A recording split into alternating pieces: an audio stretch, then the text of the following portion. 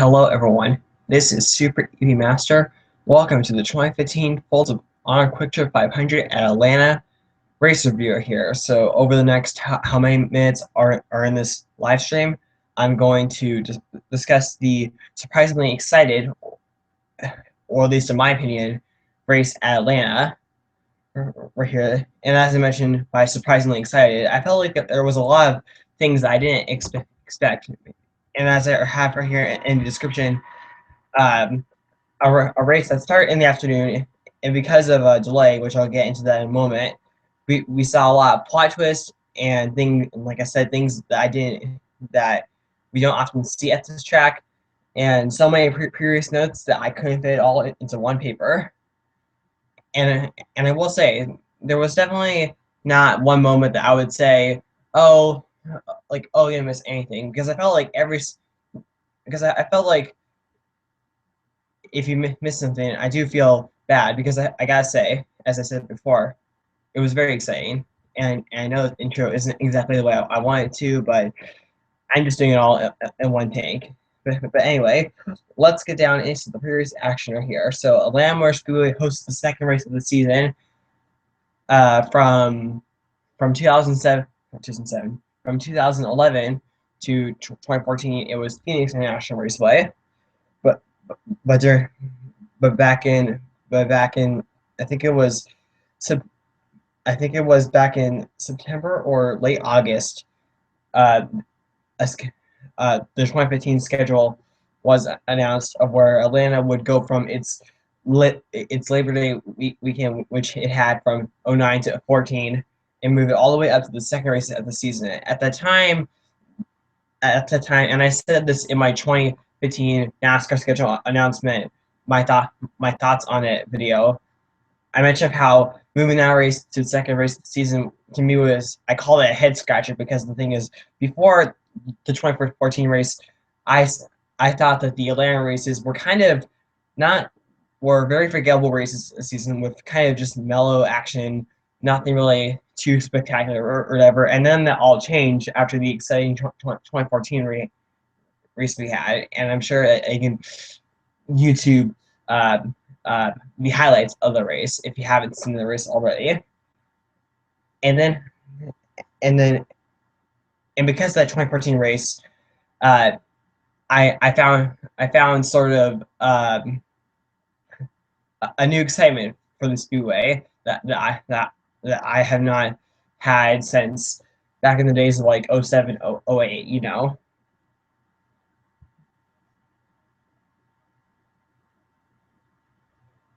And heading into the race, there was a lot of previous news of, like, so this was the first Atlanta race in March since 2010. This is also the first race that that introduced the new rules package changes. This new rules package was not introduced at Daytona, because Daytona is a super speedway, and because it has the restricted play and pack racing, the new rules package was going to have very little effect right here. So here's some of the rules package, or some of the, like, major rules package changes. Horsepower in these cars was reduced from 900 from 725. The cars lost about 50 pounds, going from 3,300 to 3,250. And the rear spoiler height shrinks from 6 inches from what was 8 inches, and as NASCAR video explained it, which means less drag. And also one thing that was changed was that no side skirts. So you remember last November during the Texas race, when Keselowski made that risky move and caused on restart, which caused Jeff Gordon's tire to blow. Jeff Gordon's tire probably would not have had blown if Keselowski's team had already had flared out his side skirts. of course, if teams for their reason did decide to flare out or bent out their side skirts, they would had had to deal with penalty, but there was none of that right here. And a lot of these rule changes also affect the downforce of the car, which I unfortunately cannot exactly explain how downforce affects the car. Unfortunately, sorry. But they also added a taper spacer, which is kind of like a mini restricted plate, you know.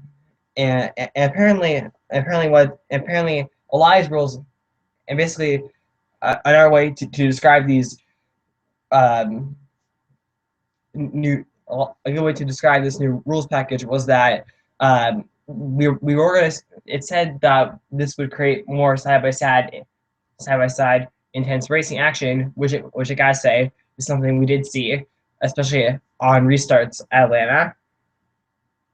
But it also said that at every track that uses it, which which basically means every race, with the exception of the Daytona and Talladega races, that the speeds would drop off a couple miles per hour. But I gotta say, in practice and qualifying and during the race, I didn't really see that reduction in speed. So maybe they were wrong this whole time. Right here, and the final thing that comes to my mind that came from this new rules package is that on the dashboard of these cars, uh, they, they they have a new button on the dashboard that allows the driver to, fine, maybe it's not a button, but it could also be like a switch. I don't know what it exactly looks like because I haven't seen a picture of it. But it's this new like thing of where a driver can now change the check bar all by his or herself instead of having to do it on pit stop. But of course that option is still available on pit stops. It's just that now drivers can do it all by themselves, which could help them make their cars better and not have to wait so long for a pit stop in the first place. So that's kind of convenient. But as we saw in the race, um, there were a couple of reports of the track bar switch not working, but and which is not exactly good news at this moment. But I feel like as we go down later in the season and the following years, this will probably all be improved right here. But anyway, time to get out of the new rules package discussion, and let's talk about other stuff right here.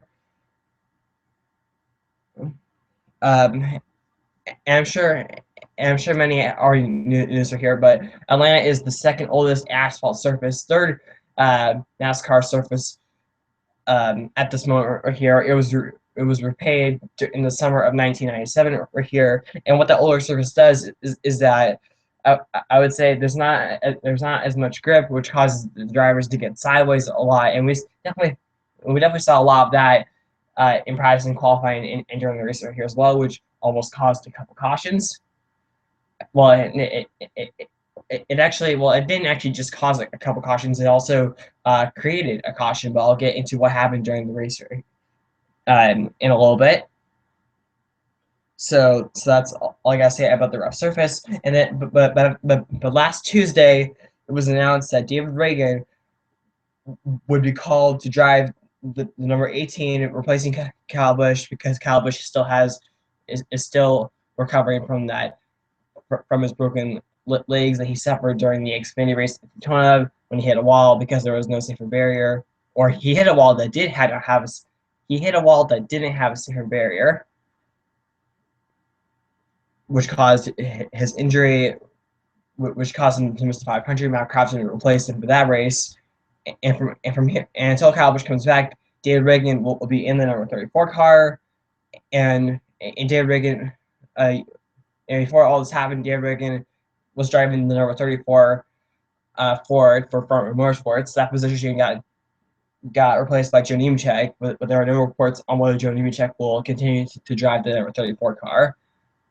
But I'm sure we'll find out in a couple days as of this being uploaded or streamed.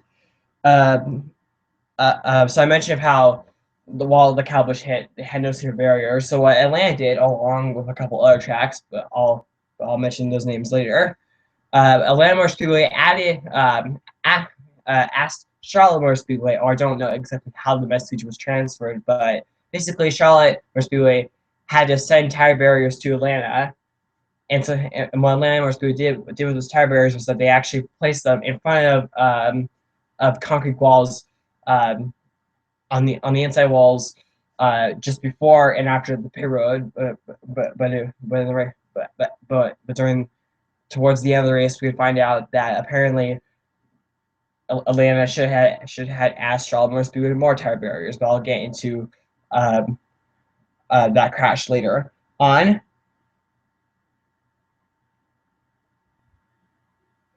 But anyway, let's move on to what happened during the weekend. So on Friday in first practice, Kyle Larson won the first practice right here.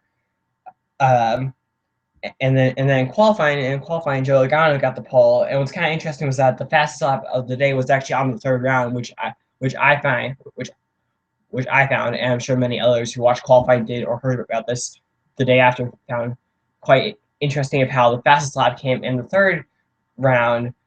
And I guess what makes that interesting is that the fast is that usually is because I felt like last year in the majority of the qualifying rounds, the fastest lap happened in the first round because they had the fresh tires. So that was interesting here. But also happened during qualifying in the first round was that 13 drivers, um, 13 drivers, including the eventual winner of the race, which I'll get into who won down the road as well. But 13 drivers, including a couple champions, failed inspection a couple times, and so they couldn't qualify, meaning that they had to start in the rear, which unfortunately also forced other drivers to miss the field as well, like such as Reed Sorensen. And as they turn the page and now go on to the second part of the pre-race so here, the other major thing that happened, and this might. And this is probably going to be, and when we look back on this event, this is probably going to be the biggest event that happened all over the weekend, mainly because it hit news stations all around the world. Was that Travis Kvapil's trailer that has car inside of it was stolen. I believe Thursday night. And where this trailer was located, it was located at a hotel parking lot near the speedway. It was stolen, and what it did was it unfortunately forced the team to withdraw from the race. And what this and later I want to say Friday night, the trailer wasn't found with the car. Well, actually, the trailer wasn't found. What happened was that I guess whoever purposely or accidentally stole the trailer basically just kind of like dumped the car on the side of the road. The car didn't have any scratches or anything like that. But the car was found. But unfortunately, by that point, the team had already announced that they would withdraw from the race. Or here, and when I first heard about the story, it was a weird story. It's possibly one of the like weirdest NASCAR stories I've like ever heard. Ever since becoming a fan of it back in 2007.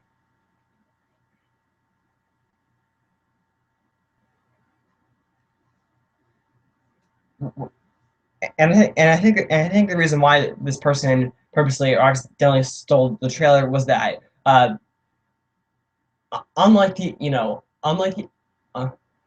I think when NASCAR fans think of like trailers that carry cars, they think of like they think of like the trailers that have like the car number and like and, and how like colorful the trailer is, and also has like the sponsor. This trailer did not, mainly because the team that Travis Kvapil drives for, which I don't know or I've forgotten the name of the team, because that team was low budget, they can't unfortunately afford to like colorize their trailer and etc. So if the person accidentally stole the trailer, that's why, because maybe the person who stole it might have mistakenly thought it was like something else. Right here. But anyway, so then on Saturday, which also had the Xfinity and Truck Series doubleheader right here, Harvick won second practice but early on in the session, I believe it was like in the first like 30 minutes shortly after Harvick casted that final lap. Why did I say cast the final lap? After Harvick um, uh, showed us how fast he was with that like fastest lap of the day. His engine expired, causing them to go to the backup car, and they were going to not restart. He was going to start second, but because of that he started. I want to say I don't think he started dead. I don't know if he started dead last, but it was definitely outside the top 40 right here. And speaking of the expanding truck series race, I felt like those two races were kind of my like only fear of this race possibly being bad, just because those two races, expanding truck series, they were just like huge like snoozers.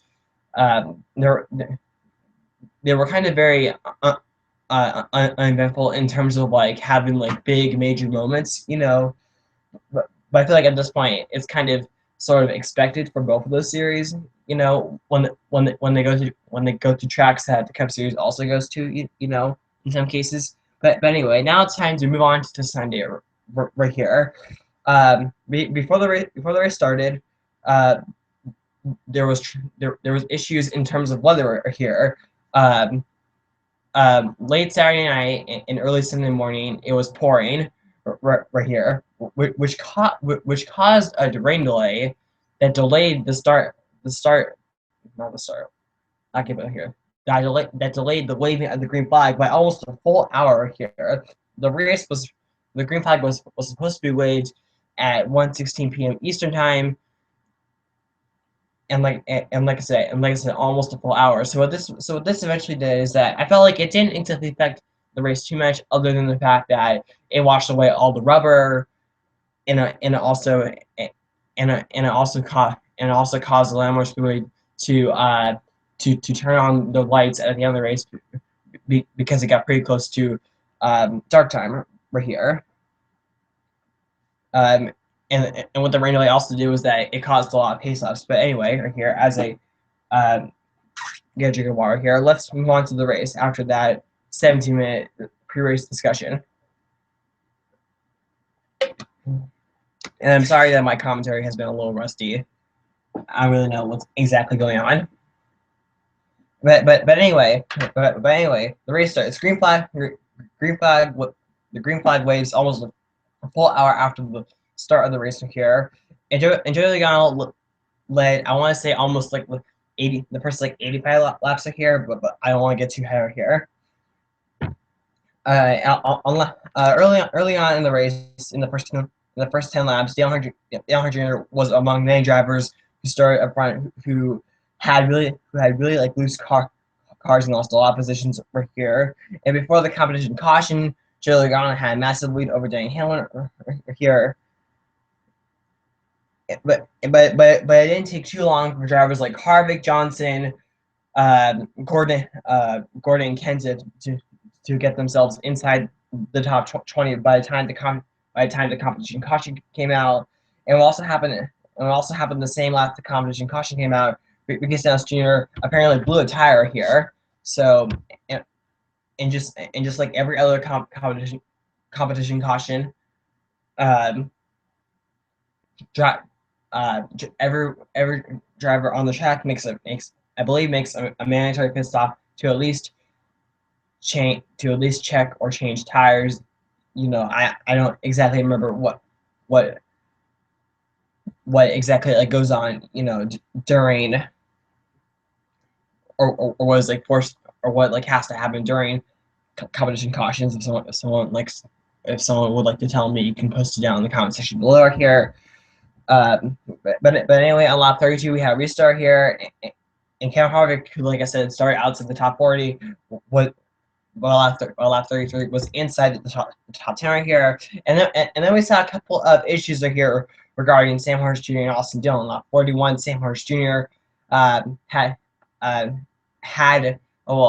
a piece of tear off from someone else's car land on the grill, which caused him to come in a pit road here. Then 1 lap later, we saw Austin Dillon have a tire rub right here, and then 1 lap after we saw Austin Dillon have a tire rub. Dale Hunt Jr. had passed Hamlin for second right here, and then shortly after that happened, lap 47 here, caution number 2, debris on the backstretch here. And where did that debris come from here?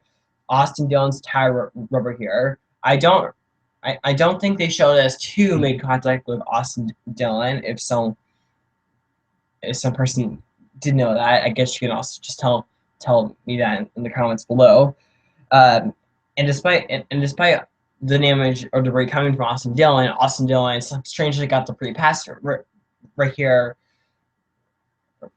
Right here, but then what also happened during the caution was that we had pit stops again right here, and one occurring thing that happened was that the leader at the time, Joey Logano, kept on spinning, even though early on he would win the race coming off the road. He would always spin the tires coming off the road right here, because what happened was that the last two pit stalls out to the 43 at Atlanta Motor Speedway, the last two, which are basically the two closest to the exit pit road here, they are asphalt, while the other 41 are concrete here. This was a decision that was made back in 1997, and so in some ways, from a track surface perspective, Atlanta Motor Speedway kind of has old technology, if you know what I'm saying, right here. But anyway, Logano still won his battle off the road here, and then we have a restart here on lap 52 right here, and then this restart showed us an example that we would see pretty much throughout the rest of the race, but has happened in the last couple of Atlanta races as well. Is that if you restart on the restart on the high side at Atlanta Motor Speedway, you're strangely bound to spin the tires. I don't know exactly what it is. I think it's possibly because on starts and restarts your tires are cold, and the outside lane maybe doesn't have enough grip. I don't exactly know this. I'm not like a super expert on NASCAR, you know. But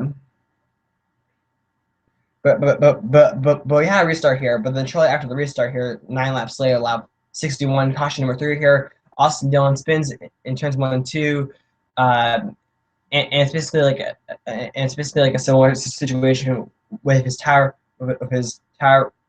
rub, eventually causing him to spin right here. And what it also showed was that Sandwich Jr. got nose damage when Austin Dillon's tire exploded right here, and then Glenn Castle also had damage. But then also at the same time, Danica Patrick, who was actually in front of Austin Dillon at the time, she apparently reported fire in the car, and I don't know if this was the main reason that caused it, but there are reports of apparently her track bar adjuster breaking, which caused an electrical fire, but that would eventually not be an issue. But at the time, they thought that Patrick might have to go behind the wall, but that didn't happen right here.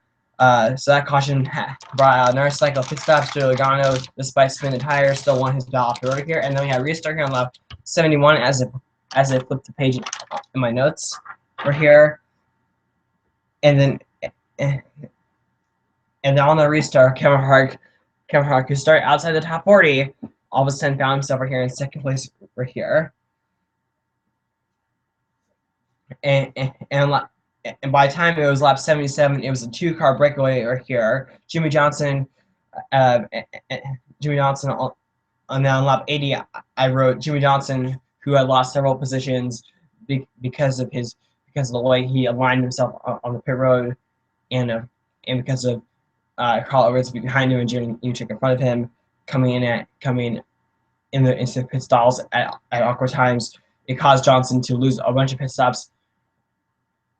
It caused him to lose a bunch of spots on the racetrack right here, and so Jimmy Johnson was charging back towards the field, and this would be the first time that a lot of us saw Jimmy Johnson all of a sudden being able to recover from being able to restarting in the rear and marching his way back in front here, and that would actually happen at least one more time right here.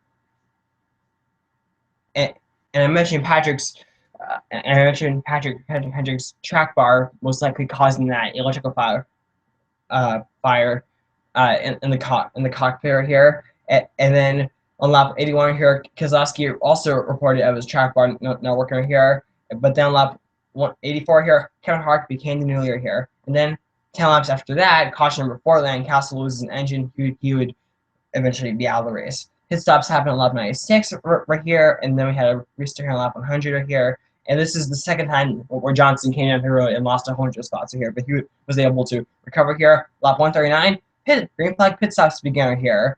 Matt Kenseth, who sort of like short pitted right here, he pitted, I believe, a lap ahead of Harvick right here, but he was running. But before the pit stops, he was running, I think, inside the top 5 or around the top 5 here. After the cycle pit stops, Matt Kenseth was leader here, but then Harvick would retake the lead on lap 148 until 6 laps after Kenseth had taken the leader here. And then we would see Matt Kenseth right here just simply drop like a rock right here, which would cause him to make an unscheduled green flag pit stop right here because of reports of just simply an ill handling car right here, and then we started to see Jimmy Johnson, who had already recovered from 2 bad pit stops under caution. He found himself inside the top 10 right here, but then Matt Kenseth would also face more bad luck right here when on lap 175, caution number 5, debris on the front end here. Even if Matt Kenseth would take the later round here, this was also beneficial because at the time Matt Kenseth was out of order with the rest of the loser here, but then Kenseth would catch the lucky breaker here when 1 lap after the lap 181 restart here, lap 182, caution number 6, debris in turn 3. Matt Kenseth got his lucky breaker here. He was able to make a pit stop right here, giving him pressure tires, and well, I wouldn't say that this put him back in cycle with the rest of the leaders, but at least Kenseth had like pressure tires, and he was closer to the front. Lap 187 here on a restart right here, and then shortly after the restart, we had sort of like a 3-car breakaway right here with Hamlin, who won the race off pit road.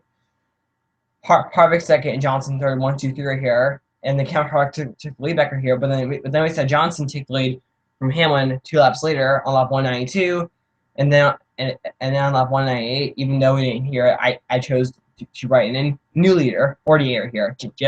And as that applies, Jimmy Johnson took the lead away from Harvick right here, and this was the first time that someone had ever was able to like challenge Harvick after a restart right here. And at that moment, I'm sure a lot of us were surprised because throughout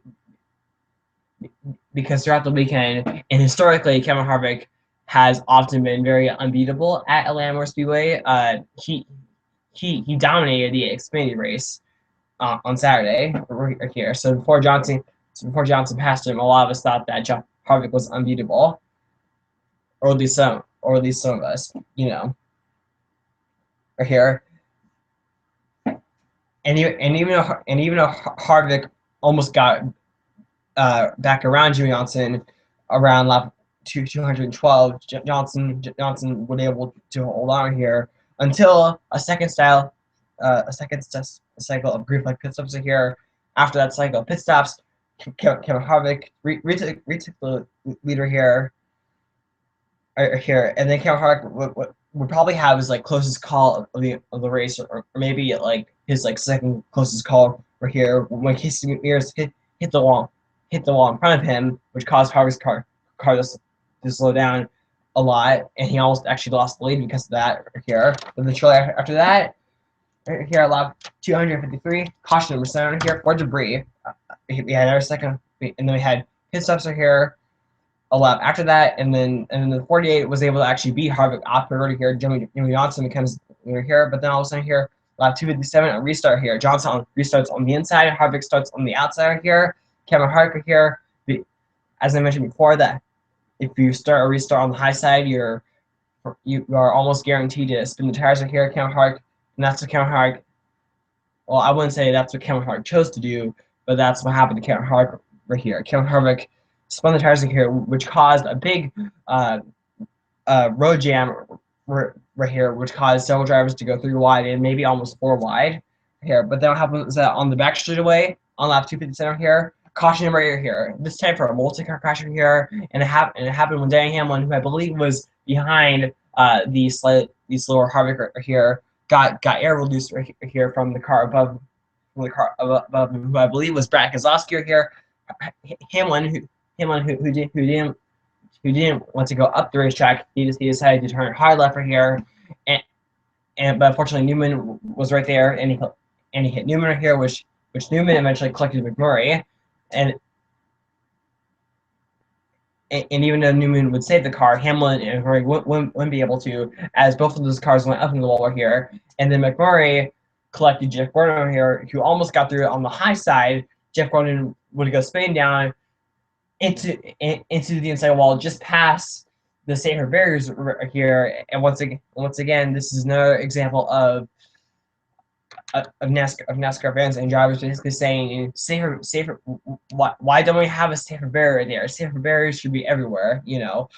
That was one thing that happened immediately after Jeff Gordon hit the wall. But because it was a restart, and because the speeds at Atlanta are about, I would say, 20 to 30 miles per hour faster than at Daytona, Jeff Gordon wasn't injured or whatever. And as Jeff Gordon described the fact that no safer barriers are not there, he described it as amazing, and by that, I think what he meant was that he just finds it amazing that after all these years there are still not safe barriers in a pretty obvious location on the back straightaway here. But I'm sure by the time we come back to Atlanta next year, there might be safer barriers almost everywhere. I feel strangely confident about that right here. But anyway, after that multi-car crash right here, we had a restart here on lap 263 here, and then 11 laps later, lap 274, Carl Edwards, who was in or close to the top 5, had to come down pit road. Had to come down pit road right here because of the flat tire. And at this moment, Joe Gibbs, who at one point had all 4 of his cars, I believe, inside the top 10, now has a lot of them in the rear of the field right here.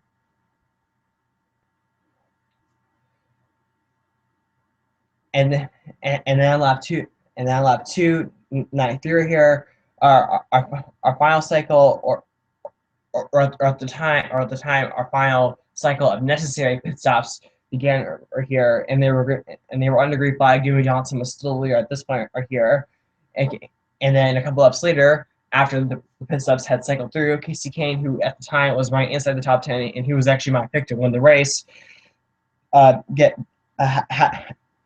a pass-through penalty because of a tire violation here. But then shortly after that, Casey Kane didn't catch a lucky break on lap 298. Caution number 9 here, Colwood blows up right here, and at this point in the race, drivers and crew chiefs were debating on whether they should come back down pit road here. And here's what happened: lap 3-1 here.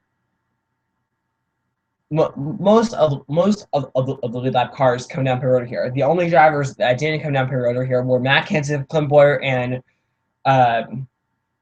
what's his name? Brett Moffitt, who was in the 55, filling in for Brian Vickers, who will return next week at Las Vegas right here. So those are the 3 drivers that stayed out here. And at this point, heading coming to the green flag to get the restart here. Things were looking too good right here for drivers like Johnson and Harvick, who were now I would kind of say kind of in traffic. When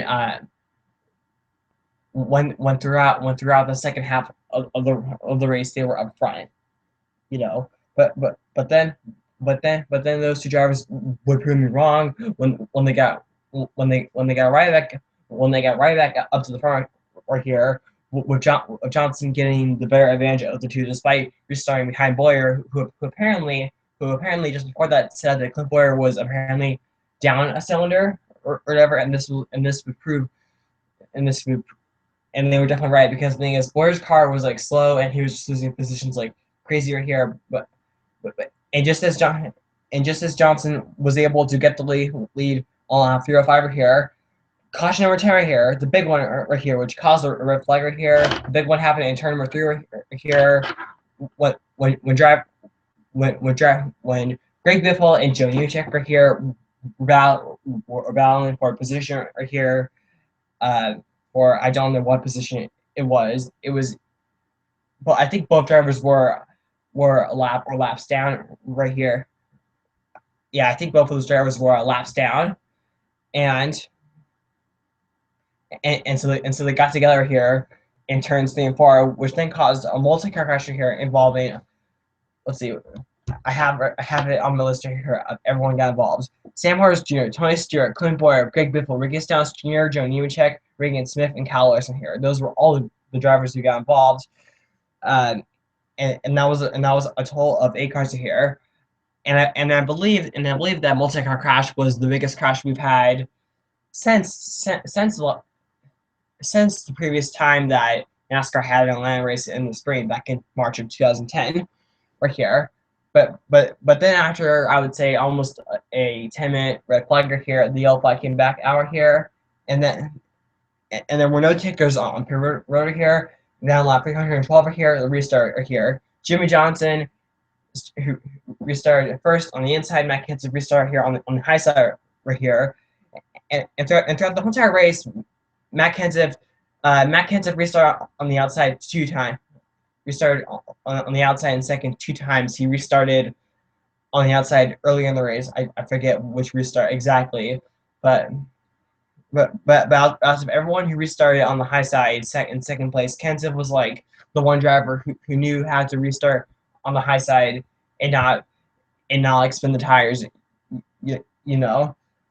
But also happened was that on this restart, both I would say both Jimmy and Kenseth really did not win here, which opened the door for someone like Junior to challenge Jimmy Johnson right here. Heading into turns number 1, 2 on this restart, Junior was actually able to get to the high side of Jimmy Johnson right here, and almost cleared him.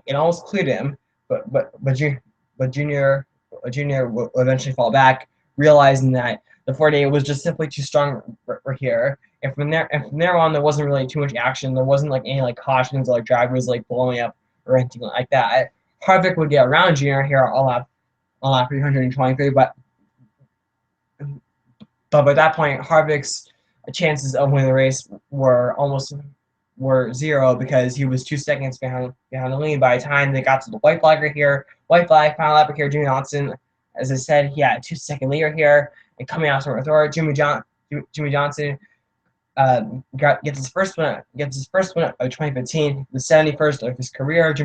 And is also clinching him a spot in the chase, unless we have more than 16 winners by the time we get to Richmond in the fall. And this was also his 4th win at Atlanta, his first win since 2007. And and this is just kind of an interesting fact about me. I remember him winning that 07 race in October at Atlanta, and that race was my 4th ever NASCAR race watching, and that race that he would go on to win that race. And that race in October of 07 was also pretty wild as well, as memory serves. But anyway, so just like I did last time right here, I'm gonna go through who won, or not who won, who finished. I'm just gonna go through where everyone finished. As